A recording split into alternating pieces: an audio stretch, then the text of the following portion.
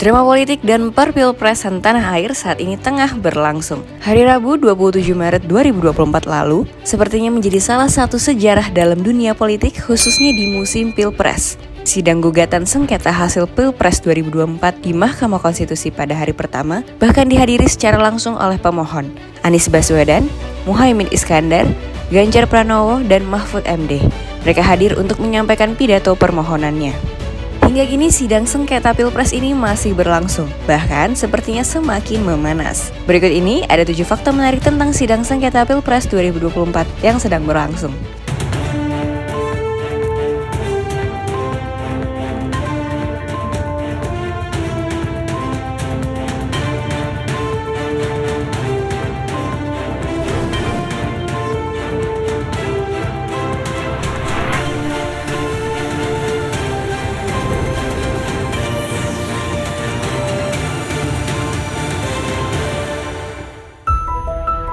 MK hanya memiliki waktu 14 hari kerja selesaikan perkara ini.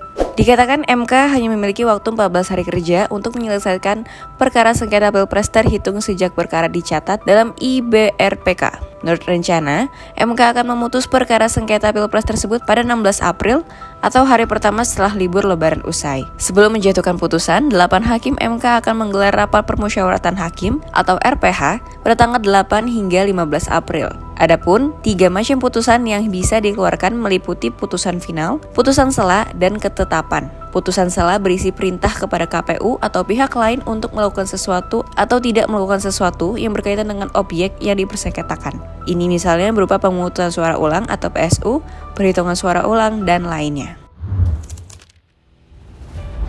Wacana pemilu ulang. Dalam pidato permohonannya Anies, Muhaimin, dan Ganjar Mahfud pada saat sidang perdana, mereka menggugat supaya MK membatalkan keputusan KPU soal hasil perhitungan Pilpres dan juga mendiskualifikasi Prabowo Gibran. Jadi akan ada Pilpres ulang, duel antara Anies Muhaimin versus Ganjar Mahfud aja. Mereka beralasan pencalonan Gibran diwarnai pelanggaran etika berat. Paman Gibran yang saat itu menjadi ketua MK, Anwar Usman, terbukti melanggar etik dalam memutus perkara syarat usia minimal cawapres. Putusan itu dianggap memuluskan Gibran maju sebagai cawapres. Mereka juga menilai adanya pelanggaran yang bersifat terstruktur, sistematis, dan masif atau TSM. Namun, selama ini dalam sejarah, kita belum pernah ada pemilu ulang. Karena ya nggak ada aturannya juga, MK pun dalam sejarahnya belum pernah memutuskan harus dilakukan pemilu ulang. Jadi kemungkinan besarnya akan sangat sulit untuk melakukan pemilu ulang ya. Melibatkan banyak saksi hukum dan pengacara kondang.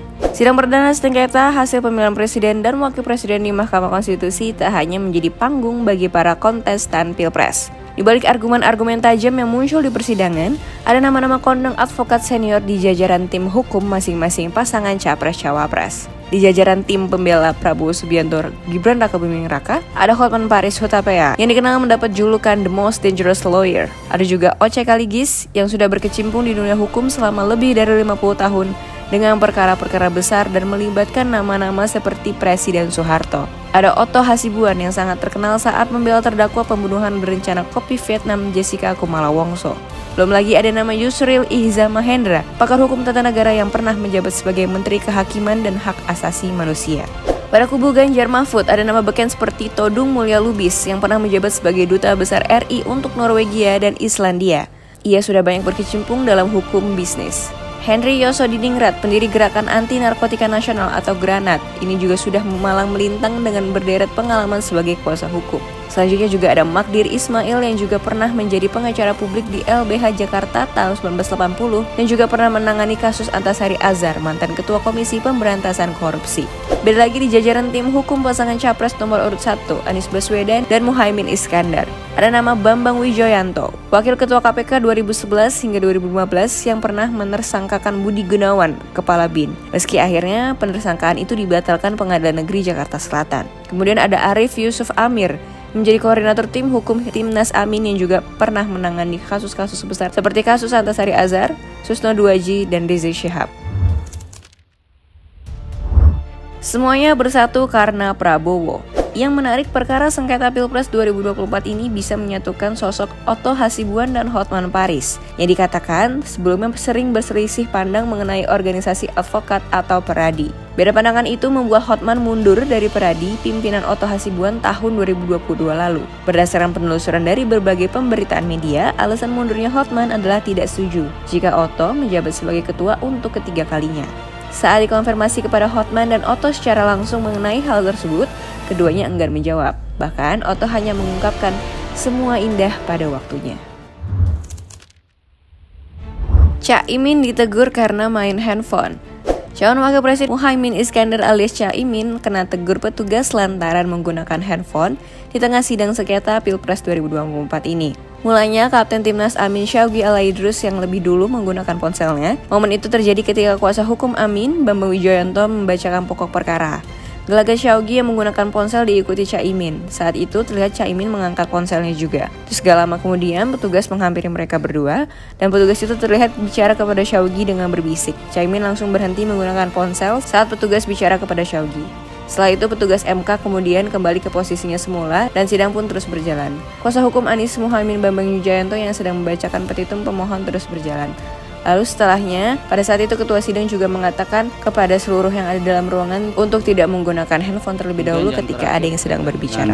Siapapun yang ada di ruang sidang ini sebaiknya tidak menggunakan handphone.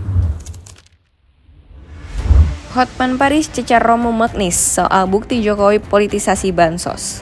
Kuasa hukum tim Prabowo Subianto dan Gibran Rakabuming Raka, Hotman Paris Hutapea, mencecar Frans Magnis Suseno, ahli filsafat dari tim Ganjar Mahfud, dalam sidang sengketa Pilpres 2024 ini. Hotman meminta Romo Magnis membuktikan tuduhan bahwa Presiden Jokowi mempolitisasi bantuan sosial atau bansos jelang pemilu 2024 demi memenangkan Prabowo Gibran. Awalnya, Hotman membeberkan bahwa pemerintah sudah membagikan bansos lebih dari 400 triliun sejak 2021. Dia pun bertanya bukankah pemerintah yang memberikan bansos termasuk rezim yang baik. Hotman pun mengaku keberatan atas pernyataan Romo Magnis yang menyebut Jokowi seperti pencuri karena mengambil uang kantor untuk dibagi-bagikan keluar. Ia juga lanjut mencecar Romo Magnis terkait bukti atas tuduhan itu. Menurutnya pemerintah sudah mengikuti ketentuan yang ada. Hotman menyebut data penerima bansos juga sudah mengacu pada data yang dikeluarkan kementerian terkait. MK memanggil 4 Menteri Kabinet Indonesia Maju.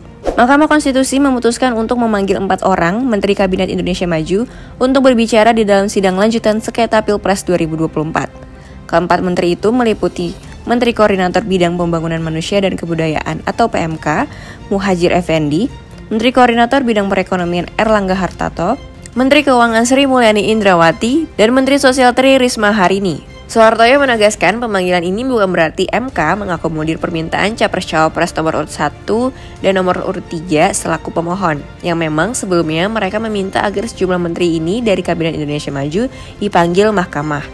Ia berujar dalam sidang sengketa seperti ini, MK tidak bersifat berpihak dengan mengakomodir keinginan salah satu pihak terlibat sengketa. Nah, itu tadi fakta-fakta menarik tentang sidang sengketa Pilpres 2024. Hingga kini masih berlangsung dan akan selesai di 16 April nanti. Tentunya setiap harinya akan menghasilkan fakta-fakta menarik lainnya. Jadi jangan lupa subscribe, share, komen, dan likes untuk informasi menarik selanjutnya.